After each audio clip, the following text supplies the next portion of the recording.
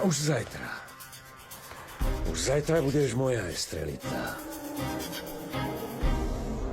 So všetkým si sa priznala otcovi Samoritovi? Áno, Carmita.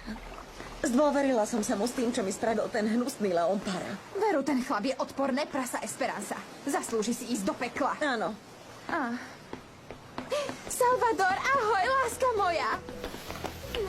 Ahoj, ako sa máš, ty moja kvetinka? Nevedel som, že ťa tu nájdem. Áno, prišla som za Esperanzou. Aha. Počuj, nepôjdeme večer do kina do susednej dediny? Čo, dnes večer? Nie, dnes večer nemôžem, Carmita, vieš.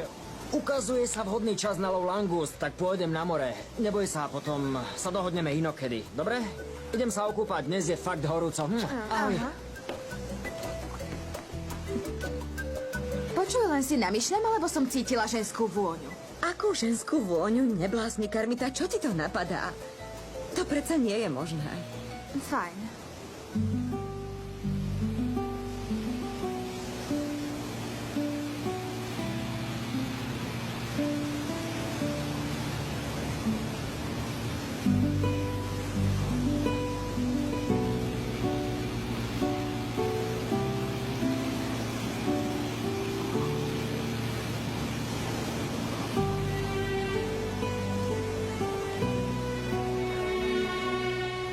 Už dávno som nebol v sídle Galindesovcov.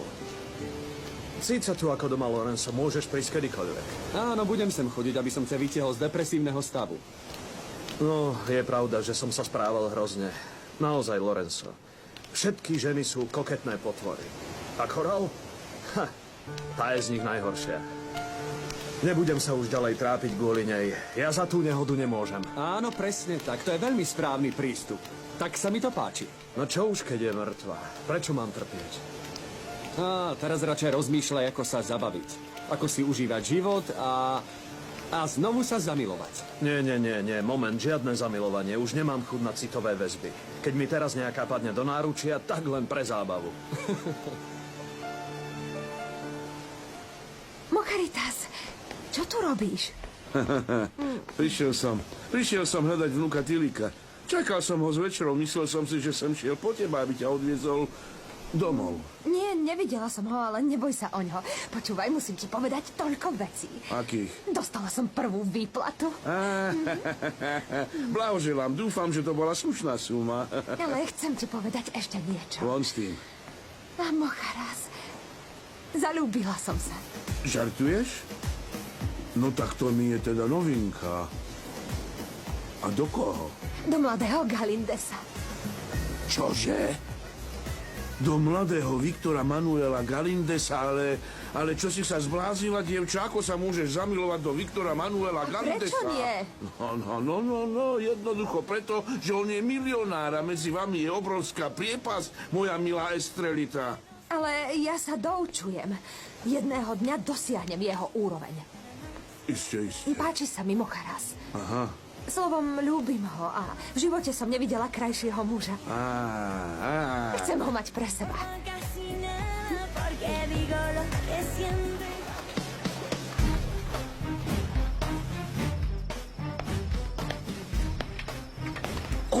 Oriana! Čo tu robíš? Poď von. Teraz nemôžem. Tak ja idem... Nie. Dobre. Čakaj ma vzadu. A nech ťa nikto nevidí, počuješ?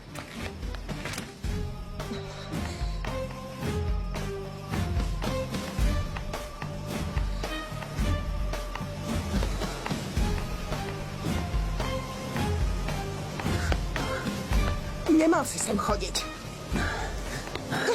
Chcem ťa boskávať ako včera. Chcem ťa držať v náručí a milovať. Oriana! Pozor, bež preč, lebo nás tu zbadá. No a čo? Nech sa dozvie otec, že sa máme radi. Choď, prosím ťa, bež, Santos, utekaj.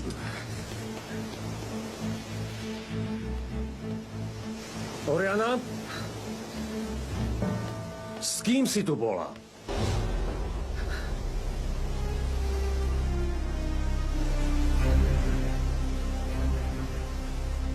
Povedz mi, Estrelita Marina, čo ti to prišlo na zaľúbiť sa do mladého Viktora Manuela?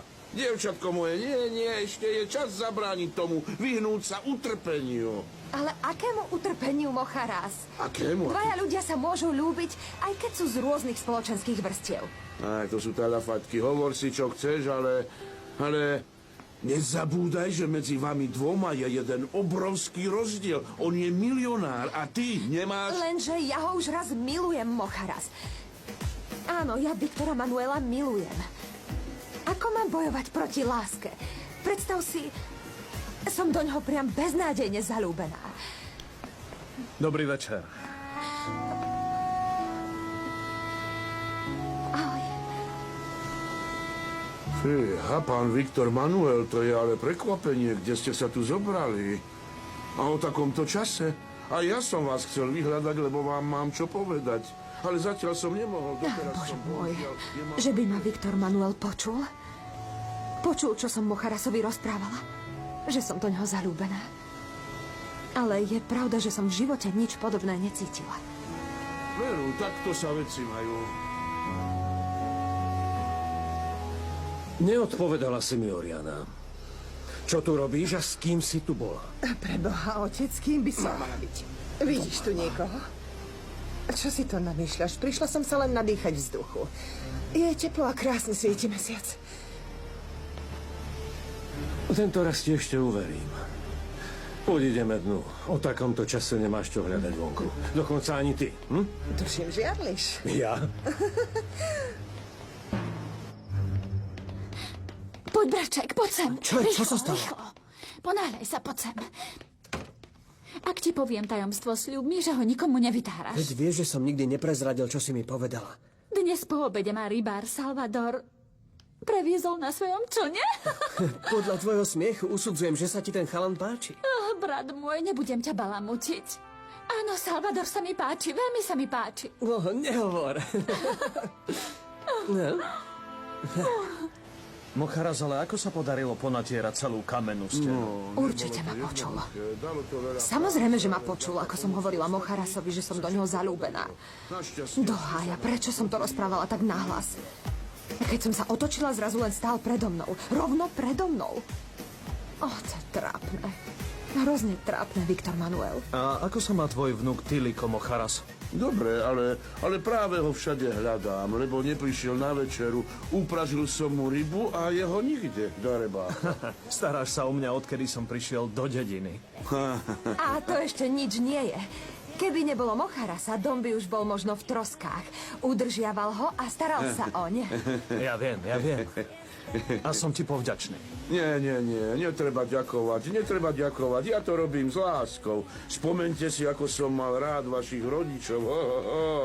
Keď ste boli ešte šarvanec, ako je teraz môj vnuk Tiliko, lozili ste tam hore dolu po stromoch, ako taká nezbedná opička a musel som na vás dávať pozor.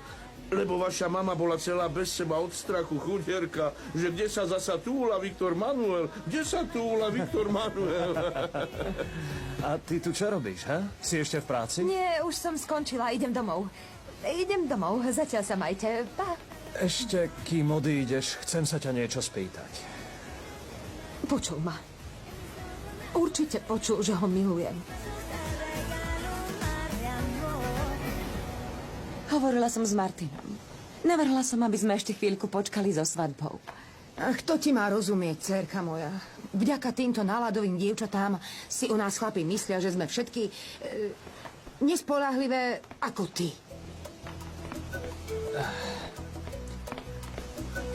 Tak fajn, ja už idem. Pá. Čo sa deje? Vylial si na seba celú fľašu otcovej voňavky? Voňa dobre? To nejde, ale... Tak fajn. Kam sa chystáš? No predsa... na schôdzku. Majte sa dobre? Nech ťa Boh sprevádza, syn môj. Ďakujem, mama. Ten pocit je pre mňa celkom nový a nevyznám sa v ňom. Úprimne povedané, bojím sa ho. Isté, že sa bojíš. Ak sa otec dozvie, že sa chodíš prevážať s rybárom, nahnevá sa. Nie, nesmie sa nič dozvedieť. Počúvaj, o chvíľu sa mám stretnúť so Salvadorom v dedine, ale pozri, mám to všetko premyslené, aby otec nič nezistil. Daj si pozor, Elenita. Otec sa nedá opiť rožkom.